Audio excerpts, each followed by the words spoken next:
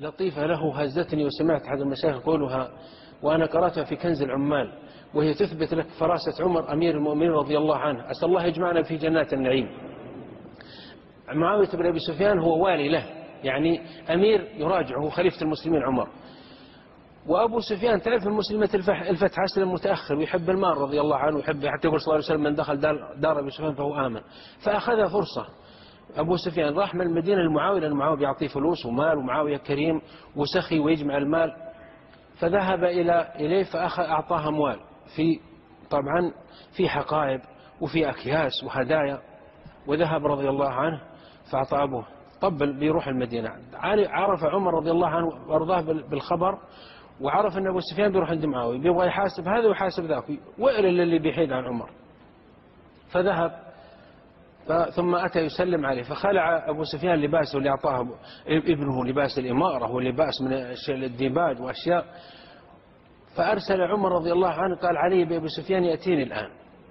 فأتى أبو سفيان بلباس السفر، لباس لبسه كذا مبعثر يعني، ودخل بعصا عنده.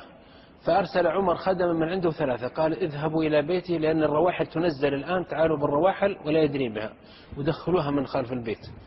وأبو سفيان ظن أنه خلاص بيصل هو بيعلم بالخبر. وفي أثناء ما أبو سفيان جالس مع عمر وإذا الخدم والحشم ينزلون الرواحل والأكياس المال وراء في الغرفة الثانية. قال عمر ما خبركم؟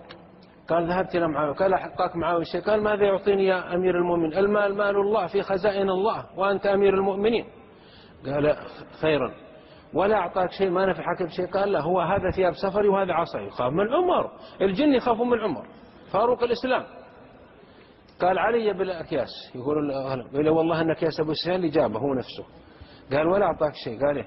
قال طلع أخرج. فأخرج وفك الأكياس، وإذا فيها من ضمن هدايا، وإذا فيها قيد لهرقل عظيم الروم كان في دمشق اللي فيها معاوية، كان يقيد بها الناس. قال قيدوه أول. قال أنا وقائد، ترى قائد المشركين تعرف في أحد. قال تقيد، فقيدوه بيده وقيدوه. قال والله ما تطلق هذا حتى تقسم لي بالله ما ترك درهم ولا دينار. فأقسم لأن هذه الموجودة. قال هذا ابنك سرق المال في الشام وتسرقه أنت هنا، والله أنه البيت مال المسلمين. فأطلق القيد، وهذا ثابت. ومن شاء منكم فليعود إلى كنز العمال. غفر الله للجميع.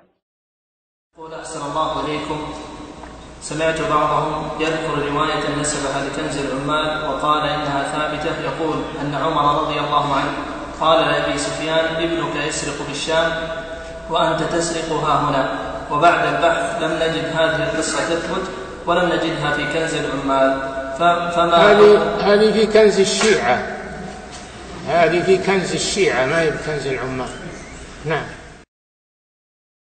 معاوية صحابي جليل، أول ملوك الإسلام، من أفضل ملوك الإسلام، خيرهم إمام من الإسلام، أجمع المسلمون على إمامته وخلافته، وأنه صحابي جليل كاتب الوحي وخال المؤمنين من خيار المسلمين وإمته. قال بعضهم لو أدركتم زمن معاوية قلتم هذا زمن المهدي.